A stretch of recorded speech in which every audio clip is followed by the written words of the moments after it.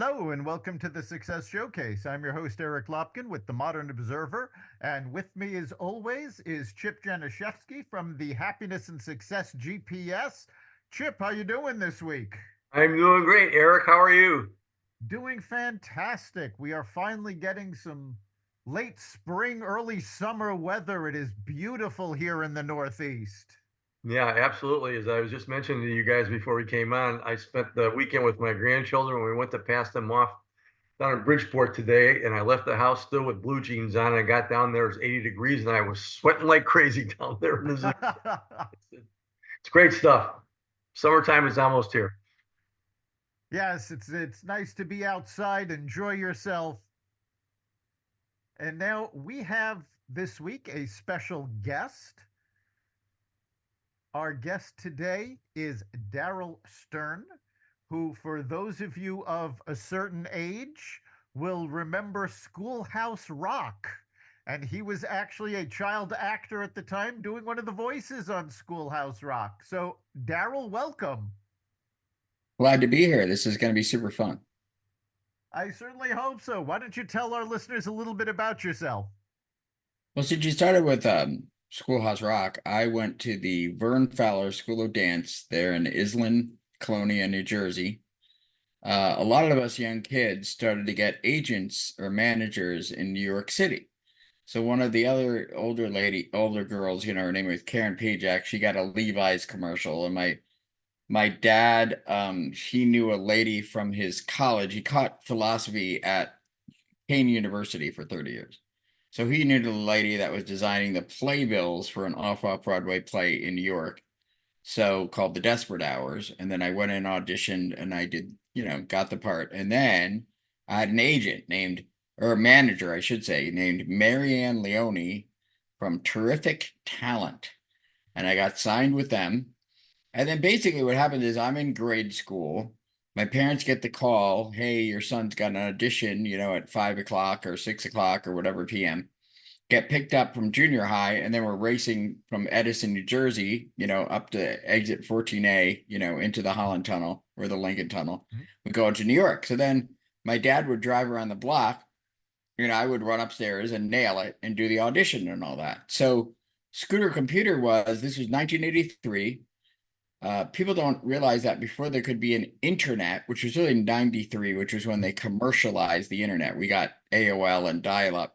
But for 10 years before that, we started to adopt this new appliance in our home called a computer. So if millions of people hadn't done that, there would not have been an internet as we know it today. So the little cartoon introduced 12 million kids to computers. And, of course, the kids go to their mom and dad, go buy a computer. And if you remember back in the day, it was like $2,000 for an Apple IIe that had 64K, not even 1 megabyte. You can imagine. No, I remember it well. Yeah, so I would tinker around with the computers. We'll stop there. I'll just do the intro, but that is still on. Disney eventually bought Schoolhouse Rock. They just did the 50th anniversary of it because it started in 73, 74. So that I'm on Disney Plus singing to kids when I was 11 years old as Scooter Computer from Schoolhouse Rock. Fantastic. So tell our listeners a little bit about what you're doing now. So fast forward, I won the National Young Playwrights Festival in '89. I was doing stand-up comedy 5 nights a week, 6 nights a week in New York, New Jersey in the '90s. It was really hot then, a lot of the clubs and all that. But then all of a sudden I decided to adult. I also realized and noticed that I missed that Brad Pitt, Leonardo DiCaprio look. Now, if you look closely, you can Google my pictures if you listen to this podcast. It's DarrellStern. You'll see that I missed that Brad Pitt look by some people say there's a 1.3% resemblance.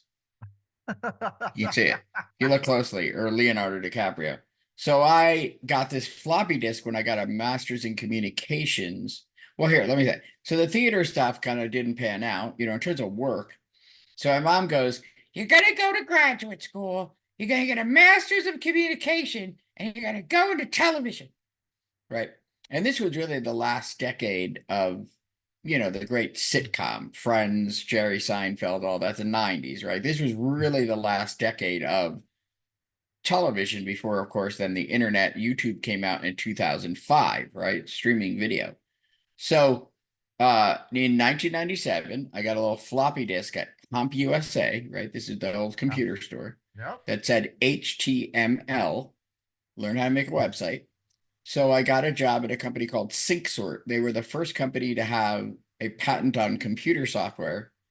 And I was working in their marketing department. And one of the things that I could do very well is I could explain what the marketing people needed to the IT people, and then go back and explain to the marketing people what the IT people said, and allow the two to communicate. But we were arguing back then over whether the website should be 640 by 480 or 800 by 600 pixels wide. This is 2000, right? So I helped them with their very first webinar, the very first HTML MIME email. That means that the email could come through as text, or HTML is a thing you can code and all that. But at the same time, I got a little article on PHP MySQL, which is the background language and database for things like WordPress today, dynamic content. So I read 8 pages of it. I made my first business was Your Music Online. So I'll tell you a funny story, because this is back in 97. This is back at the beginning. And I call the guy in Virginia who's going to host my website. He says, that's a long domain name. yourmusiconline.com. Everybody was saying online back then. And now people don't need to say that because we're all online 24 hours a day, right? But back then it was a marketable thing. So he says to me, you should talk to my other client, Jeff. He's selling books out of his garage. He's going to call it Amazon. And I hung up the phone. I said, Amazon, that's a rainforest. That's a dumb name for a bookstore. I'm not kidding. All right. So fast forward. The dot-com boom was very unethical. Advertising agencies from New York City now shifted over into this internet. Were coming with a printout. Those sheets of paper that are like 5 feet tall on a roll, and they can pull it out. They're coming in with their site map, like the map of the website and all the pages, and basically a lot of BS. If you know business consulting, it's, flash them with lots of goodies, right? And lots of big charts. So I thought all this was unethical. They wanted like $250,000.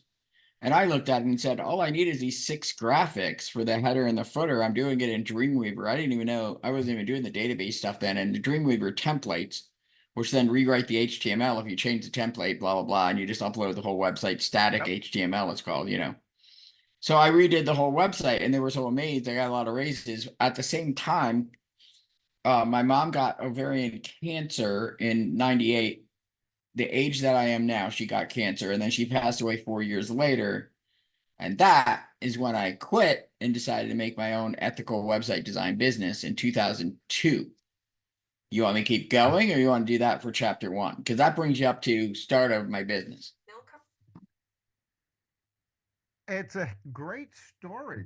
And I mean, everything that you've done, the technology, the acting, it's all revolves around communications and, to a certain point, your personal ethics.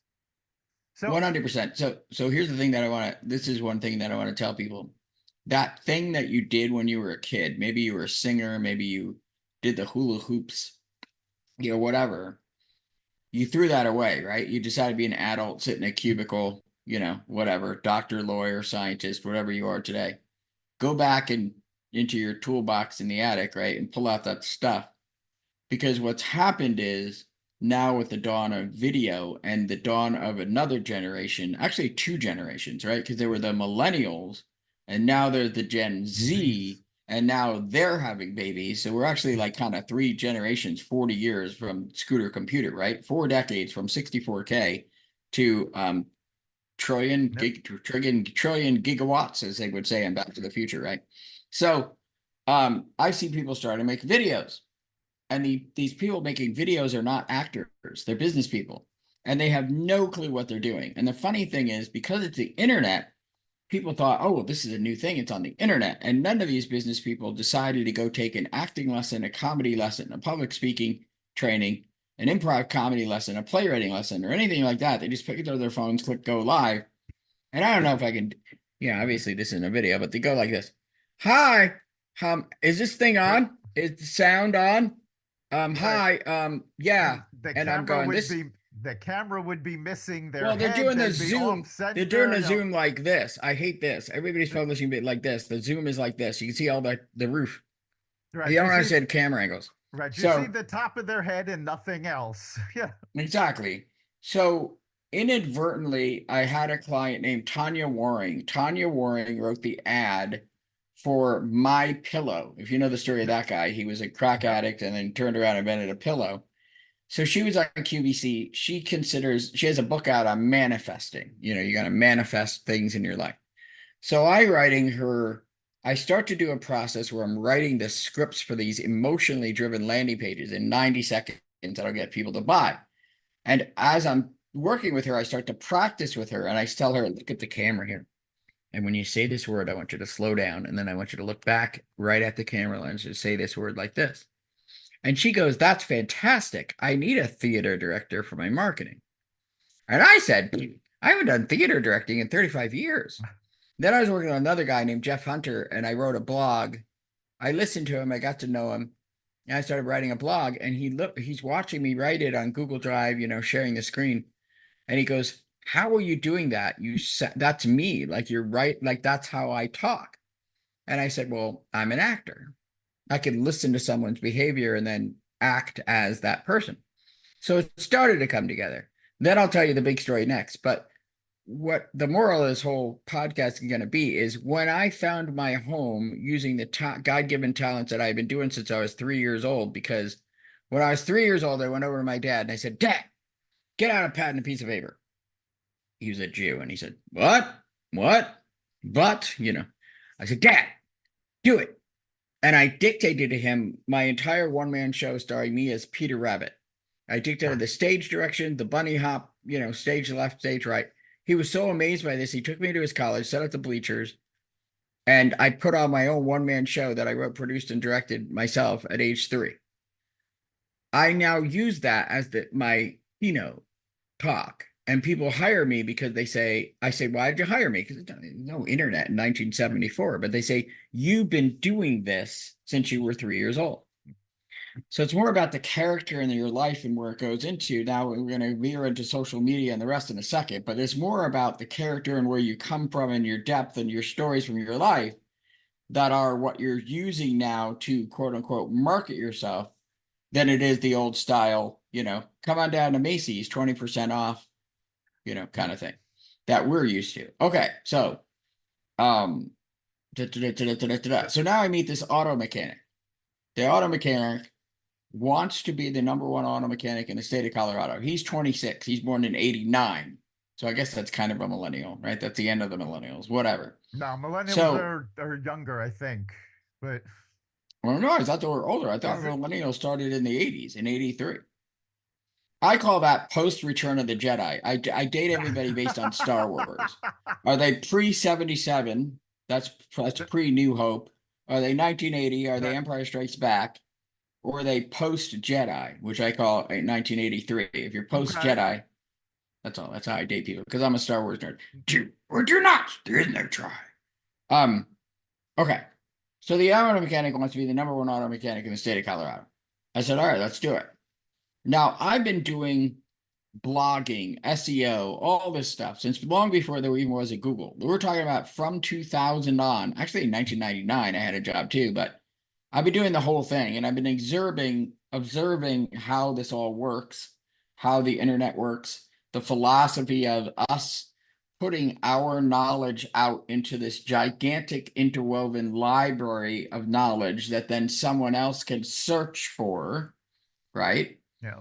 And I said, look, this is what we're going to do. So I'm going to reverse engineer all of that to make this kid a millionaire.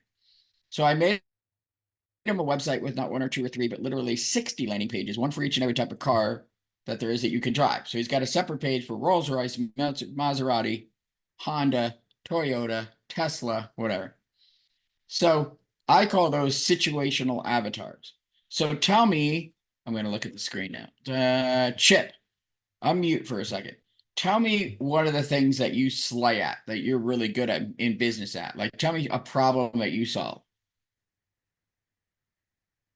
Strategic planning, organization, basically simplifying things instead of taking a look at all the different things that can happen, getting into the present moment. And Got it. Now, when we go stern storming, we're going to get very much more specific about that, because are we talking about running a gas station, or are we talking about running the whole oil company? Do you know what I mean? Like in that and in your own life, you've done work in a specific area or industry with that, or it came from your own life or your parents or something like that. So we'll get more specific like that. But let's go with, let's say it's for strategic and organized in terms of running your oil company. Let's just say something for the point of the example. So that is the spoke in the wheel, what you slay at, right? What you're gifted at, what your natural born gifts at. That's the spoke in the wheel, but the bicycle doesn't work just with the spoke in the wheel. You have to have all these wires in a circumference around a circle, all coming into that central point, right? That's how it works. So what I do is we go out and we go, okay, if they don't know you, and they don't know what you're about, and they don't know, anything about you, they know they have a problem, right? So if you're the solution, then what's the problem? So I write emotional dramatic scripts that say, are you frustrated? Because for years, your oil rigs have been behind the bar and the productivity just isn't up. And whenever you ask for a report, no one seems to have it, and you have to go digging, and it's a mess. Do you hope and wish that you could run a more organized system so you can get the numbers faster, make the adjustments faster, so you could sell your oil at a higher price? What if Chip could come along and make your oil rig more organized? Okay, that's the basic script for it. So each one is a separate landing page with different situations around the oil company's issues, right? Because when you say more strategic and more organized, in your financing, in your invoicing, in your delivery, in your, you know what I mean, subcategories again, breaking all this down into such specific subcategories and things. But I'm literally going to make a category, a separate landing page for each situation. Everybody understanding this so far? Yes? Yes. yeah, absolutely. Okay, good.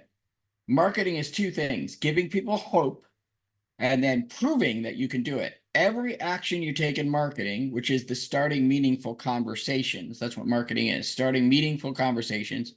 Another way to define marketing is meet more people, period. So marketing is. Okay.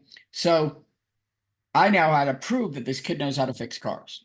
We got to show the world that he can fix cars. Fortunately, over the last 20 years, we've been giving these tools that are free.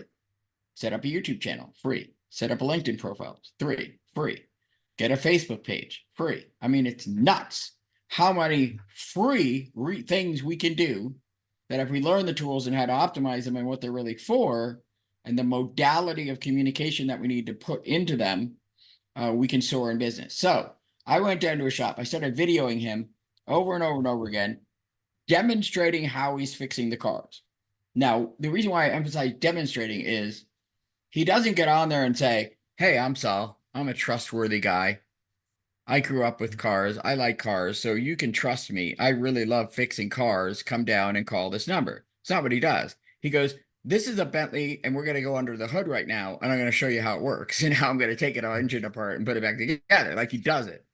So most people online have a flimsy little trifold brochure website. Still today, even though inbound marketing came out in about 2010 with the invention of something called HubSpot, they started to change it. There's an excellent book called Unmarketing, et cetera, et cetera. So here's his 3-page Vistaprint website. I make 60 pages. Now I'm going to record all these videos. I'm going to take those videos, hyper optimize them on YouTube, and also transcribe them.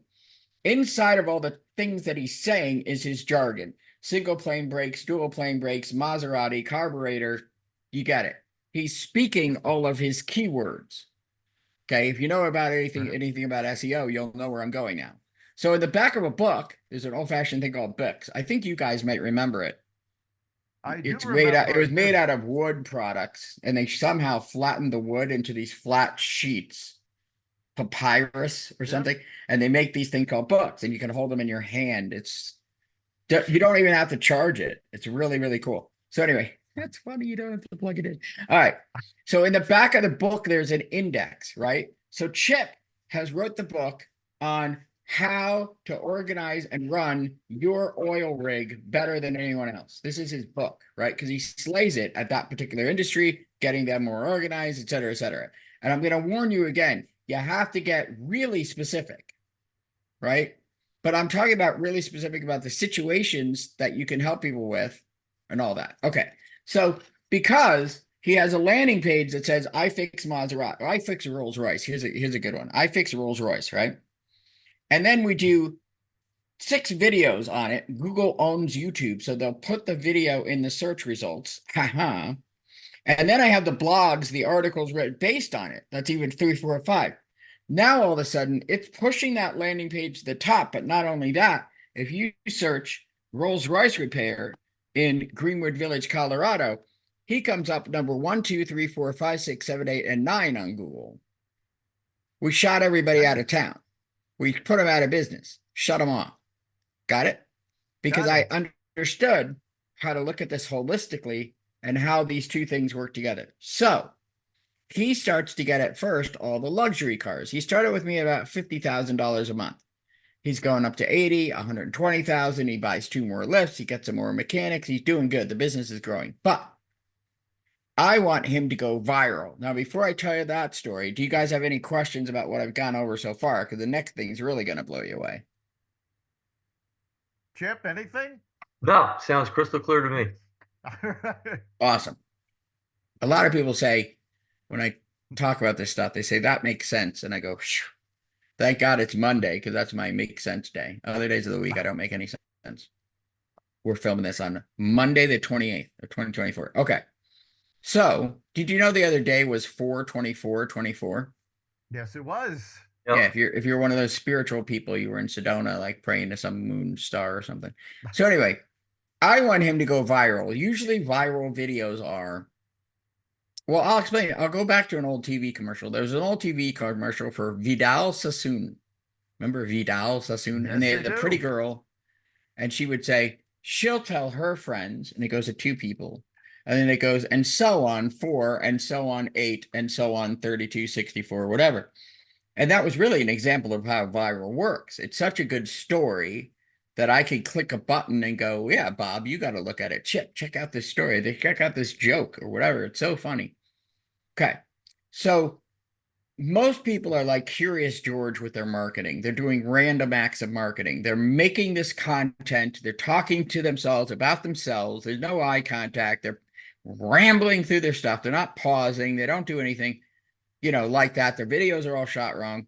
And they're like Curious George. If you remember, he folded the paper into the little sailboat and he put it in the lake and go, wherever it ends up, God knows. That's how most people are doing their marketing. Whereas I said this, I'm going to figure out a viral problem, meaning that the problem is already viral. So I looked around, what kind of cars and trucks do people drive in Denver? It was either Subaru or Jeep. But I already know Subarus have a great reputation. You don't hear much about broken Subarus, but Jeep is another story. Jeep has an engineering flaw in their suspension geometry called the death wobble. And what happens is the wheels are going straight, and then all of a sudden it wobbles. They literally come off like slanted on their axis. They start wobbling. And if you're on an icy road in Colorado up in the mountains, you can go off the road and die. Hence, Jeep death wobble. So go Google that. Go put that into your YouTube search. There's a video at the top with, drum roll please, 5 million views. There's another video with 475,000 views. Another video with 80,000 views. The problem is viral. What does that mean? That means a lot of people are typing into Google and typing into YouTube, fix my Jeep death wobble, right? Got it? That means a lot of people typed it in. That's why it has lots of views. So I said to the kid, because none of those mechanics were in Denver. Here's another thing. My phone knows where I am right now. If I type in Chinese restaurant, I'm going to get Chinese restaurants in Scottsdale, Arizona. I'm not going to get Chinese restaurants where you two live. Do you understand that? Yes. Got it. In YouTube, there is a setting that says, where was this video filmed or recorded? So we can tag it with Denver. So we're going to skew the results for everyone who's geographically logged in, because Google knows where we are at all times. Apple, iPhone does too, right? towards Denver, and we're going to make a video of him explaining this Jeep death wobble. So I put out this video in July of 2016. It's now 2017. He pings me on Facebook and he says, that video's made me $20,000 already. And we were pumping out these videos so fast, I really didn't think to go back and check it, but I looked at it and it had 15,000 views so far. To date, to find this video, you type in Saul, S-A-U-L, Jeep death wobble into, YouTube. You'll find this video. It now has 199,000 views, 212 comments. The comments are everything from, my God, this is the greatest example of this I've ever seen. Everyone in every Jeep dealership in America should watch this video. I wish you guys were in Montana. Like literally. So there's a little kid on a dirt road trying to solve a very big problem. Got it? He's a little local business, 26, 27 years old, but he's going to try and solve a global big problem. So he made, drum roll please, $7.9 million from that video. Fantastic. Wow. Okay. I made the kid a millionaire before he's 30 years old. Now, people then say, the younger people too, they say, wow, like YouTube paid you all that money. No. I'm not doing this to get famous or get likes or any of this, I'll say it out loud, BS of the internet and Instagram followers and all this BS, which everyone's just buying them now. They're all fake. I'm doing it so that your customer who has the pain you can solve what you slay at, Chip, right? Comes to you and says, oh my God, you're the best in the business within a 500-mile radius. Fix my Jeep. So the average repair is about $5,000. Now, next people say is, well, how did this kid fix all those cars? He didn't. Investors came along. They let him take over auto tech. He went from a little industrial road, dirt road, shitty place in Englewood to Main Street, USA, right off the 25. Auto tech has been around since '89. It has a football field sized auto mechanic shop. He went from 5 lifts to 25 lifts. I had to help him hire another 20 mechanics. So he's making $5,000 times 25 every 2 hours. Fantastic. And that's, I want to touch on something because you've been going on and we're almost out of time already. But you just hit something that's so important, and that's using metrics that matter. Facebook likes don't matter. Instagram follows don't matter. Well, hold on. So we're old. So we don't understand this. When Elvis shook his hips, right, the first time, the police came to arrest him because they thought he had the devil in his pants. So these kids that are forming global economies, trading Bitcoins, amassing a following of people that will all pay them $1, and they've got 2 million people, and they just made a 9-year-old made $1 million using affiliate marketing and Instagram. Right. But let's not say anything doesn't matter. That's not the point. Well, no, what you just said is the key. The followers don't matter. It's the followers that want to pay and become your customers that matter. It's the ones that are going to support you financially that matter. So 100%.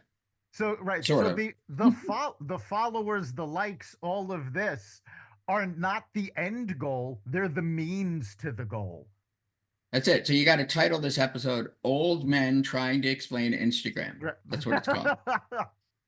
So correct. So after that COVID hit, I started making online courses. The first one I did was for a lady that cured her own cancer. That sold 6,558 copies. $12 million were there. And then the biggest project I ever did was OsteoStrong, where I flew around to 42 of their centers. They're a biohack franchise. We put out 1 video a day, 7 days a week on 5 different social media platforms. They raised $100 million, opening 200 more centers. So the point of it is you are a gift to the world. The world needs your gifts. What you can teach, know, and demonstrate that you may take for granted, other people are going to be amazed by. And the more that you share your story and share your gifts, the more your life will expand. Your network is your net worth. Meet more people and tell them your story. Stop pitching and selling and promoting and start just being yourself and starting meaningful conversations with people that then can lead to vendor partnerships, new clients, influencers, whatever. And that's the point of it. But when I found theater again, and I get to sit in the director's chair for 2 days with someone and shoot 200 videos of them, and I can direct them through that emotional experience and get them to nail these videos and open up and cry and laugh and all these things, I know when I film those which ones are going to be viral. And it changes the shape of your business. Because all of a sudden you have stuff that is endearing, and that's the end of the show. Good night. All right, so that actually did go very quickly, and we are at the end of our time. So before we sign off, if our listeners want to get a hold of you, if they're interested in Stern Marketing, how can they find you? Yeah, the first is LinkedIn, DarrellStern. Look for the profile that has 15,000 followers.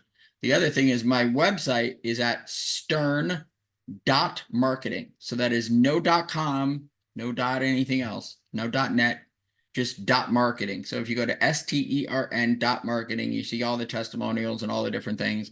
And there's an audition button there, which when you fill that out and schedule an appointment with me, you can audition to work with the fastest moving, emotionally driven video content marketing agency, which is mine.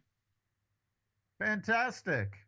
Chip, what do you think is the big takeaway this week? I'm sorry for talking so much. This has just been amazing. I mean, in going through everything that I saw with you, philosophy, you are a gift to the world. The world needs your gifts. That's what you just said. The first, marketing is theater. We talked about the emotional experience, and everybody needs to get that out there. And then marketing is the art of starting meaningful conversations, which is basically getting right to the problem where you want to solve it and so on and so forth. And then your next three, the one that you said you love this one, to market what you do, you must tell people what you do, and you must tell them over and over and over again in hundreds and thousands, if not thousands of different creative ways. And you explained today exactly how that works. So congrats. Yeah. Wonderful half an hour. So it's the secret to digital marketing is on the bottom of your shampoo bottle. It says rinse and repeat.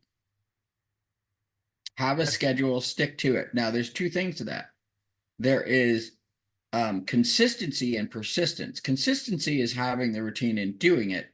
Persistence is the will to keep doing it while no one's paying attention.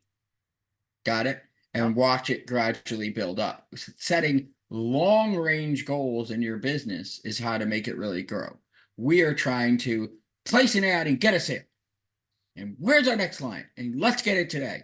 Where that thinking leads to a 30-day, you know this in business, right? It leads to a 30-day, financial plan. I'm good for this month. Well, that's not growth. You got to have an overarching plan of how one day this podcast will be the #1 success podcast in the world. And how do we rinse and repeat our process of, this is what you should do too. Get the entire transcription of the entire whole episode, put it on your website into your blogs, then look for the common keywords and start linking them together. You will kick everyone's butt out of town for what this podcast is about. No one does that. No one does the whole thing. They're doing 20 to 30% of what all these tools offer, and that's where they're falling short. And I think that right there is a big takeaway for our listeners, is that you need to put in the work. You need to reach people emotionally, communicate with them, tell your stories. We've talked about a lot of this stuff over the past several months, even about how important that communication is. And I think, Darrell, you summed it up beautifully and gave our listeners a lot to think about. So thank you so much. You're welcome, gentlemen. Thank you. You've been listening to the Success Showcase. You can catch every episode at xvadio.com, the Apple Podcasts app, Google Podcasts, Spotify, iHeartRadio, Audible, Amazon Music, and wherever you find podcasts. Remember, make this your best week ever and make next week even better. We'll see you then.